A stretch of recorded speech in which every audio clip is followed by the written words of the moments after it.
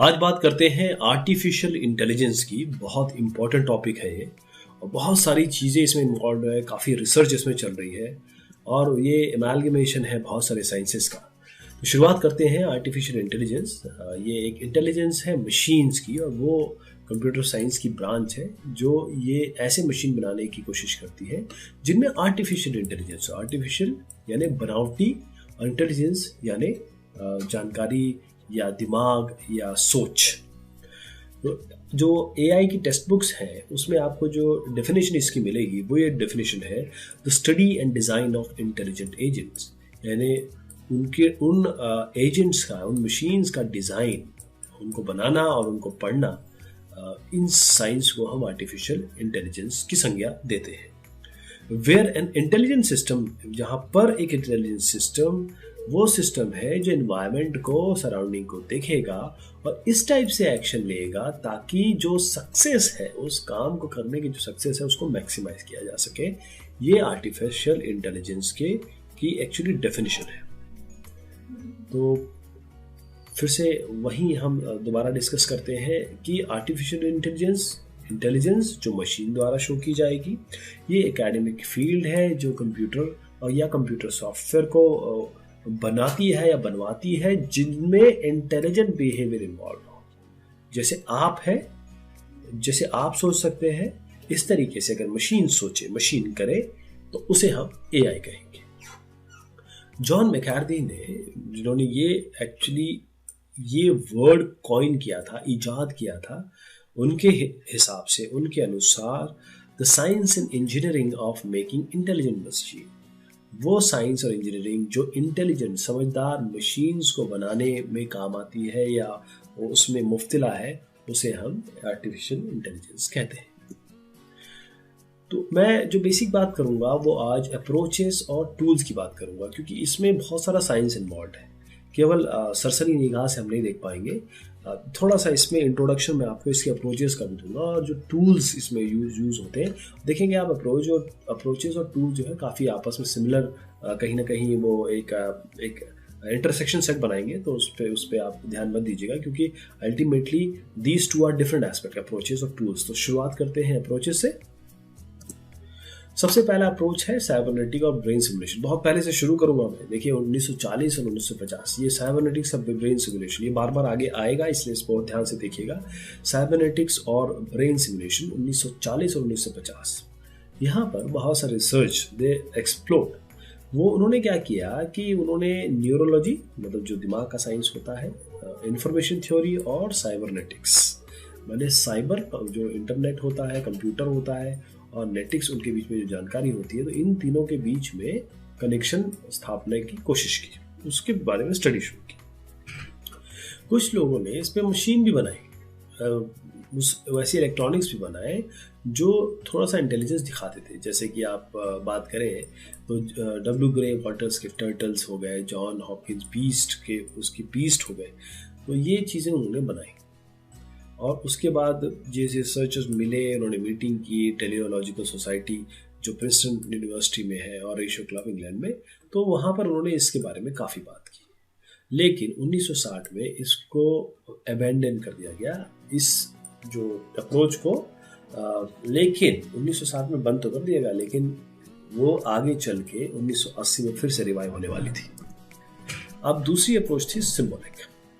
ये सब साथ साथ डेवलप हुई, ऐसा नहीं कि एक के बाद एक डेवलप हुई, ये सब साथ चल रहा है। कहीं अमेरिका में कहीं अलग कुछ काम चल रहा है, कुछ इंग्लैंड में कुछ काम चल रहा है, ऑस्ट्रेलिया में कुछ काम चल रहा है, इंडिया में कुछ काम चल रहा है, सब जगह अलग अलग काम चल रहा है, तो सब साथ चलेंगे।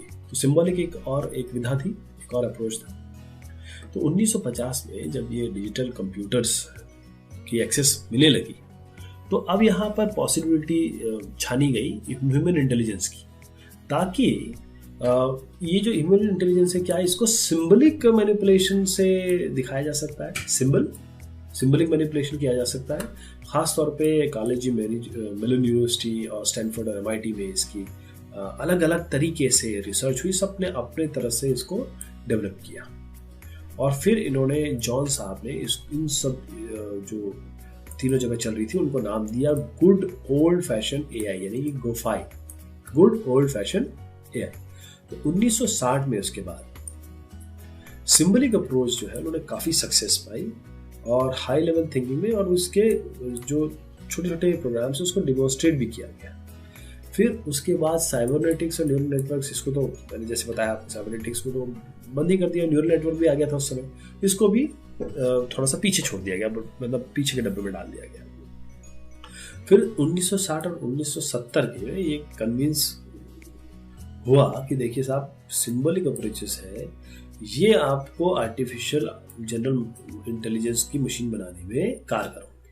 तो बात हो गई, दो की बात कर लिया हमने, साइबरनेटिक और सिंबलिक। फिर आए कॉग्निटिव सिमुलेशन। कॉग्निटिव मतलब जो खुद समझ जाए, खुद का समझदार। तो इकोनॉमिस्ट थे हर्बर्ट और एलन।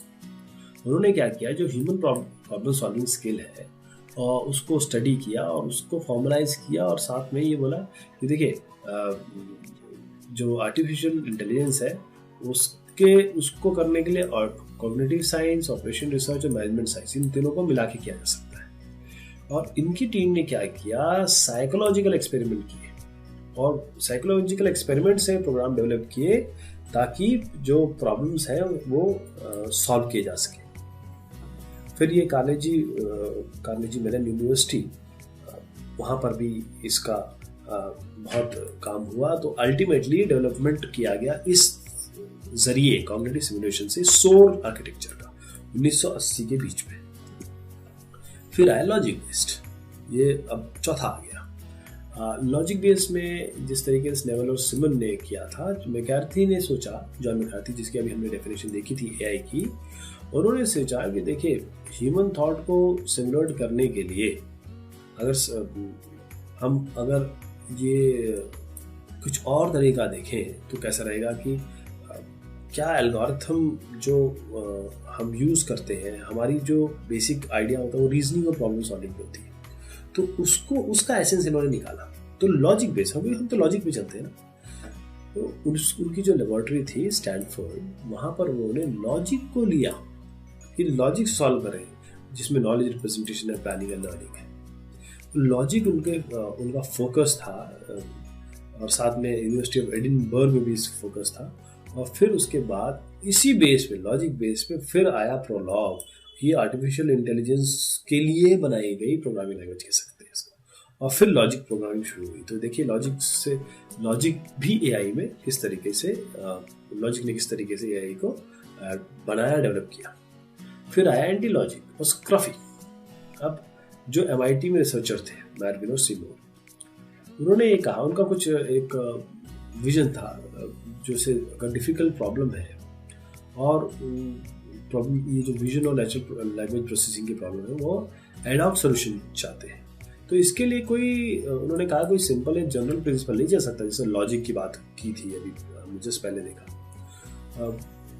तो उन्होंने ये कहा कि हम इसमें एंटी लॉजिक लगाते हैं, उसको उन्होंने कहा स्क्रफी।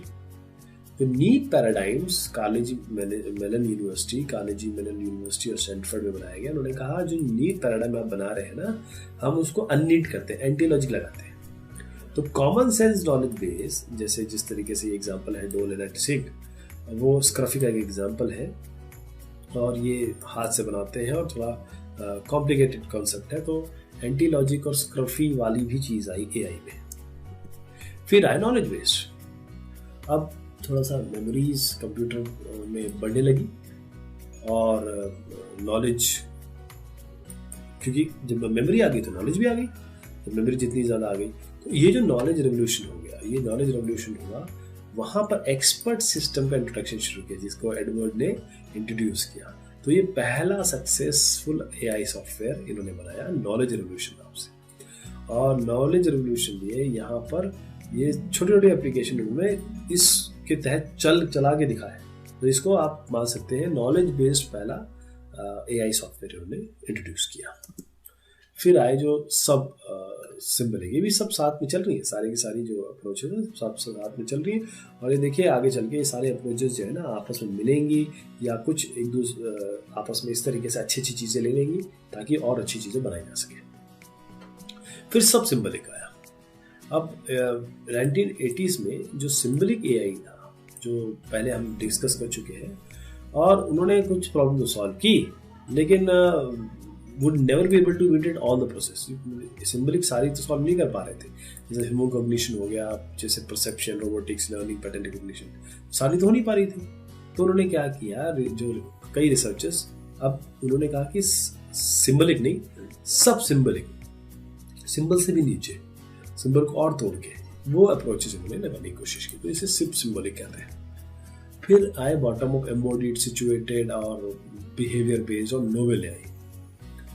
अब जैसे रॉडनी साहब थे जो रोबोटिक्स से रिलेटेड थे, उन्होंने क्या किया, सीधा सिंबलिक एआई को तो हटा ही दिया, उन्होंने रिजेक्ट कर दिया। इन्होंने कहा कि देखिए ये जो है रोबोट को मूव करना है, सर्वाइव करना, उसमें तो ये बिल्कुल नहीं चलेंगे, ये काम ही नहीं करेंगे। तो उनका जो व्यू पॉइंट था वो सीधा वहां पहुंचा साइबरनेटिक्स। याद है हमने साइबरनेटिक्स सबसे पहला अप्रोच देखा था, ये साइबरनेटिक्स पे गए 1950 में, जहाँ जिसकी उत्पत्ति हुई थी। और फिर उन्होंने उसके साथ उसको इंट्रोड्यूस किया कंट्रोल थ्योरी के साथ, और फिर जो development of embodied mind thesis, यहाँ पर इन सब चीज़ों को यूज़ करके कॉग्निटिव साइंस को मिला के अब जो बॉडी है, जैसे अल्टीमेटली तो आपको ऐसी मशीन बनानी है जो आप की तरह काम कर सके, तो सोच सके, मूवमेंट हो गया, परसेप्शन होगा, विजुअलाइजेशन होगा, वहाँ पर हायर इंटेलिजेंस चाहिए। तो उन्होंने ये सब मिला के फिर ये जो देखिए सारी जो चीज़ दिख रही है वो मिला के काम किया। फिर आए computational intelligence and soft computing. अब न्यूरल नेटवर्क भी काफ़ी लोग जिसके बारे में बात कर रहे थे, क्योंकि कनेक्शनिज्म था इसमें, कनेक्शन था ना अपने दिमाग में जैसे न्यूरॉन्स होते हैं। तो न्यूरल नेटवर्क जो है वो सॉफ्टवेयर कंप्यूटिंग का एक एग्जाम्पल था, सॉफ्ट कंप्यूटिंग का एक एग्जाम्पल था, soft computing, software computing, soft computing. तो इसमें आपका सर्टेनिटी, एक जो there are solution to problem which can not be solved with complete logical certainty. कुछ ऐसी चीज थी जो लॉजिकल सर्टेनिटी से सॉल्व कर ही नहीं सकते। अगर आपने ये बोल दिया कि देखिए साहब ये आएगा तो ये करिए, वो तो सॉल्व नहीं हो सकता। तो न्यूरल नेटवर्क्स आया वहाँ पर। तो न्यूरल नेटवर्क्स ने जैसे फजी के साथ मिलकर एवोल्यूशनरी कंप्यूटेशन में, और ये स्टैटिस्टिकल टूल्स को एक चीज को नहीं लगा सकते अप्रोच को, तो ये सब चीजें लगा के फिर उसके बाद ये सॉफ्ट कंप्यूटिंग को एआई में लगाया, और उसके बाद कंप्यूटेशनल इंटेलिजेंस एक नई डिसिप्लिन शुरू हुई, कंप्यूटेशनल इंटेलिजेंस, ये जो यहाँ पर है। ये भी एक अप्रोच है। स्टैटिस्टिकल अप्रोच है। स्टैटिस्टिकल्स तो आप जानते हैं, स्टैटिस्टिक्स इसमें लगाया जाता है। और जो स्टैटिस्टिक्स की मेन बात ये होती है कि आप ट्रूली साइंटिफिक अगर कोई बात कर रहे हैं तो वो मेजरेबल होना चाहिए, वेरीफाइबल होना चाहिए। ऐसे कोई भी चीज़ हवा में है, कोई भी चीज़ मन में नहीं चलती है। कोई भी चीज़ जब तक मेजरेबल नहीं है, वेरीफाइबल नहीं है, तो उसके लिए आपका स्टैटिस्टिक्स आई। तो अब स्टैटिस्टिक्स जो मैथमेटिकल लैंग्वेज है उसको कोलैबोरेशन किया। जैसे आप स्टैटिस्टिक्स तो मैथमेटिक्स में आता है, मैथमेटिक्स, इकोनॉमिक्स, ऑपरेशन रिसर्च, इन सब को मिलाया। और उसके बाद स्टुअर्ट और पीटर ने उनमें ये रेवोल्यूशन और विक्ट्री ऑफ द नीड्स, क्योंकि ये मेजरेबल है और क्वांटिफाइबल है। तो स्टैटिस्टिकल जो हम नॉर्मल स्टैटिस्टिक्स जानते हैं ना, वही अप्रोचेस है ये।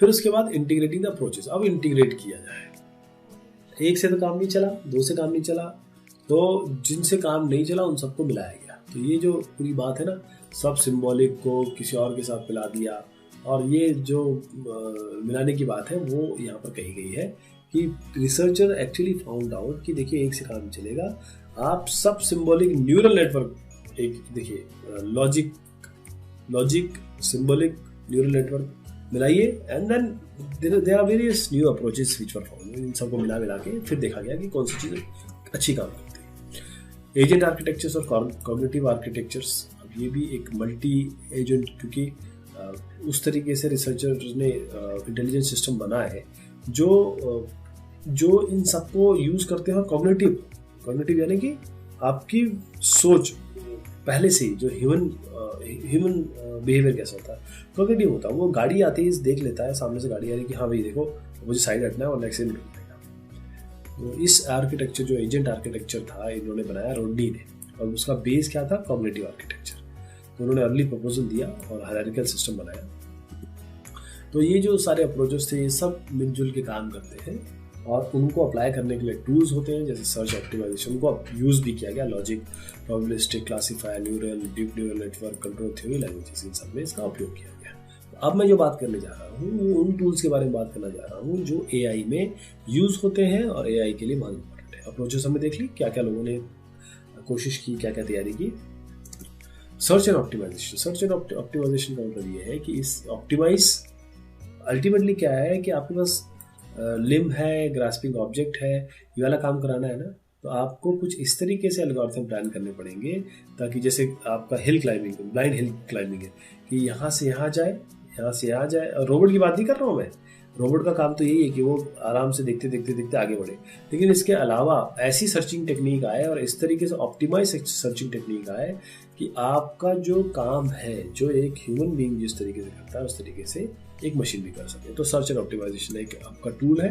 लॉजिक जैसे आप लॉजिक बटन ऑन करते हैं, ऑफ करते हैं, 1 और 0 होता है, लेकिन इसमें तो ऐसे नहीं चलेगा। आर्टिफिशियल इंटेलिजेंस में इसमें तो 1 और 0 के बीच में भी आएगा। तो देखिए बहुत सारे फर्स्ट ऑर्डर लॉजिक आया, प्रोपोजिशनल लॉजिक, सेंटेंशियल लॉजिक आए, तो उसमें फजी लॉजिक भी आया। फजी लॉजिक ने और इसको और बेहतरीन कर दिया कि देखिए ये बहुत अच्छा, बहुत बुरा, ये सब अच्छा या बुरा नहीं है, बहुत अच्छा, बहुत अच्छा, इस तरीके की चीज़ें भी आ गई इसमें। तो अब इनके एक्सटेंशन जो है ये लॉजिक के एक्सटेंशन, जैसे आपका डिस्क्रिप्शन लॉजिक्स है, सिचुएशन कैलकुलस है, इवेंट कैलकुलस है, फ्लुएंट कैलकुलस है, ये भी आपका कैजुअल कैलकुलस है, बिलीफ कैलकुलस है, मॉडल कैलकुलस लॉजिक्स है। ये सारे लॉजिक में देखिए, ये लॉजिक आपने शायद ही सुने होंगे, ये सब लॉजिक, ये सारे लॉजिक यूज होते हैं आपके as a tool in AI. फिर प्रोबेबिलिस्टिक मेथड आए अनसर्टेन रीजनिंग के लिए। अब यहाँ पर सर्टेन रीजनिंग तो है नहीं जहाँ तक एआई की बात करेंगे, क्योंकि आपके पास इनकम्प्लीट और अनसर्टेन इन्फॉर्मेशन होता है। तो बेस्ड नेटवर्क है, बेस्ड नेटवर्क जो है वो आपके रीजनिंग के लिए, प्लानिंग के लिए और परसेप्शन के लिए यूज होने लगे। और यही इसका एक बहुत बढ़िया टूल है कि प्रोबेबिलिस्टिक एल्गोरिथम आपके filtering, prediction, smoothing, explanation of data, इस तरीके से आपका यूज होने लगे, जैसे कि आपका हिडन मार्कोव मॉडल्स और कारमेट फिल्टर्स। तो ये प्रोबेबिलिस्टिक मेथड्स हैं जो एक टूल है एआई के। फिर क्लासीफायर और स्टैटिस्टिकल लर्निंग मेथड। अब क्लासिफिकेशन ये है, अगर आप एक एआई एप्लीकेशन की बात करें तो 2 भागों में डिवाइड किए जा सकते हैं, क्लासीफायर और एक कंट्रोलर। क्लासीफायर मतलब इफ शाइनी देन डायमंड, तो कुछ चीज़ शाइनिंग दिख रही है तो वो डायमंड है। कंट्रोलर क्या है, अगर शाइनी है तो पिकअप करो, उठाओ। ये जो चीज़ है क्लासिफिकेशन, इमेज प्रोसेसिंग वाले बहुत अच्छे से जानते हैं मैं क्या बात कर रहा हूँ, कि आप लर्न कराओ, आप डिवाइस को लर्न कराओ और लर्न करने के में आप पैटर्न बनाओ, पैटर्न बनाइए, उसको ग्रुप में डिवाइड करिए और ट्रेनिंग कराइए। देखिए क्लासिफिकेशन में आप ट्रेनिंग कराइए कि, और जब एक बार ट्रेनिंग हो गई तो अब वो हमेशा जो क्लासिफिकेशन करेगा वो वैसे ही करेगा। तो इसमें क्या होता है कि एक 2 टाइप के आपके होते हैं इसमें, एक सुपरवाइज होता है, एक अनसुपरवाइज होता है। तो इसके बहुत सारे आपके टूल्स हैं आपके पास जो डेवलप हो चुके हैं, SVM, सपोर्ट वेक्टर मशीन, के nearest neighbour algorithm, Gaussian mixture model, Neves barrier classifier और डिसीजन ट्री। तो इतनी सारी चीज़ें आपकी जो मैं बात कर रहा हूँ यही आपके लिए इंपॉर्टेंट है जहाँ तक कि क्लासिफायर और स्टैटिस्टिकल लर्निंग मेथड का सवाल है। फिर न्यूरल नेटवर्क तो देखिए ये तो सबसे इम्पॉर्टेंट है। अब न्यूरल नेटवर्क मतलब दिमाग, न्यूरॉन्स हैं इसमें। तो आपके जो साहब थे फ्रैंक, जिन्होंने परसेप्ट्रॉन, और पॉल जिन्होंने बैक प्रोपगेशन एल्गोरिथम बनाया।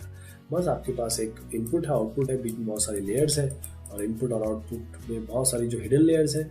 आप इस तरीके से वेट मैनेज करते हैं कि एक ऑप्टिमाइज्ड आपको सॉल्यूशन मिले। ये न्यूरल नेटवर्क आप इसको ट्रेन कर देते हैं, जैसे आप दिमाग को ट्रेन करते हैं। बच्चा होता है, बच्चा कुछ नहीं जानता, लेकिन अगर 5 साल के बच्चे को देखेंगे तो एक महीने के बच्चे से ज़्यादा इंटेलिजेंट होता है। 10 साल का बच्चा 5 साल से इंटेलिजेंट होता है। वो उसका क्या होता है, उसका जो न्यूरल नेटवर्क है वो आपने वो कर दिया, मतलब इंटेलिजेंट कर दिया। तो ये न्यूरल नेटवर्क आप लगाएंगे जैसे आपके हेबियन लर्निंग और कंप्यूटेटिव लर्निंग है। ये भी टूल्स हैं एआई के। डीप न्यूरल नेटवर्क, अब डीप न्यूरल नेटवर्क ये है कि ऊपर जो सुपरफिशियल न्यूरल नेटवर्क है ये कई जगह काम नहीं आते, क्योंकि हमको मल्टीपल हिडन लेयर्स होती है ना इसके बीच में। तो शैलो आर्टिफिशियल नेटवर्क से कहीं जगह काम नहीं चलता है, तो और कॉम्प्लेक्स नॉन लीनियर रिलेशनशिप इसमें आती है। तो और भी इसमें आपके डीप न्यूरल नेटवर्क, यानी कि बहुत सारी इसके अंदर deep non linear hidden units होंगी और बहुत सारा वेरी लार्ज आउटपुट लेयर, और आउटपुट लेयर भी बड़ी होगी, तो इसे हम डीप न्यूरल नेटवर्क कहते हैं। तो कंट्रोल थ्योरी ये साइबरनेटिक्स का ग्रैंड चाइल्ड है, इसके भी बहुत एप्लीकेशंस है रोबोटिक्स में। फिर लैंग्वेजेस देख लीजिए, लैंग्वेजेस जैसे अगर आप बात करें एआई रिसर्च की, तो हमने पहले भी डिस्कस किया प्रोलॉग और लिस्प पे। लिस्प पर प्रोलॉग स्पेसिफिकली एआई की लैंग्वेज है, ध्यान रखिएगा। अगर आप एआई में ज़रा सा भी इंटरेस्टेड है तो लिस्प पर प्रोलॉग आपको आगे जाके सीखनी पड़ेगी, पढ़नी पड़ेगी। तो बहुत सारे प्रॉब्लम्स हैं जो आप एआई से सॉल्व कर सकते हैं। क्यों इतना बात हो रही है, क्यों इतना बर्निंग टॉपिक है आज भी? 1950 से कहाँ शुरू हुआ था और आज 2015 की बात चल रही है, आज भी इतना बर्निंग टॉपिक है। क्योंकि deduction, reasoning, problem solving, motion manipulation, natural programming, language processing, social intelligence, सारी चीज़ें इससे सॉल्व हो सकती हैं और हो भी रही है। एडवांटेजेस देखिएगा इसका, आराम से आपका स्ट्रेस दूर कर सकती है, कॉम्प्लेक्स वर्क आराम से कोई भी मशीन ले सकती है जो ह्यूमन इतने आसानी से ना ले सके, और ह्यूमन से फास्ट ही होगा मशीन है। अनएक्सप्लोर्ड थिंग जैसे आउटर स्पेस है, अगर आप रोबोटिक्स यूज़ कर सकते हैं जिसमें आर्टिफिशियल इंटेलिजेंस है, एरर डिफेक्ट बहुत कम होंगे, और फंक्शंस तो जैसे मैंने बताया इनफाइनाइट है, क्योंकि जितने भी जहाँ भी इसको यूज़ करें, इसको ट्रेन कर दें, और आर्टिफिशियल इंटेलिजेंस अगर है तो कहीं भी काम कर सकता है। डिसएडवांटेज क्या है? थोड़ा ह्यूमन टच तो है, कम है, जहाँ पर ह्यूमन बीइंग नहीं होगा, ह्यूमन बीइंग का कंट्रोल नहीं होगा, वहाँ थोड़ी प्रॉब्लम तो आएगी। ह्यूमन जॉब्स को रिप्लेस तो खैर करेगा ही करेगा, ह्यूमन जॉब्स को रिप्लेस कर देगा तो ह्यूमंस क्या करेंगे? और मैल फंक्शन भी कर सकता है अगर उसको गलत प्रोग्रामिंग हो गई उसको, और मिस यूज़ किया जा सकता है मास स्केल डिस्ट्रक्शन, ये भी इसका बहुत बड़ा डिसएडवांटेज, जिसको ध्यान रखना पड़ेगा जो भी एआई में इंटरेस्टेड है, जो आज ये सुन रहे हैं। Application again, gesture recognition, individual voice recognition, global voice recognition, facial expression recognition, robot navigation, इतने सारे मैं थक जाऊंगा, लेकिन ये इसके एप्लीकेशंस कम नहीं होंगे। तो होपफुली आपको आइडिया लग गया होगा कि मैं क्या बताना चाह रहा था।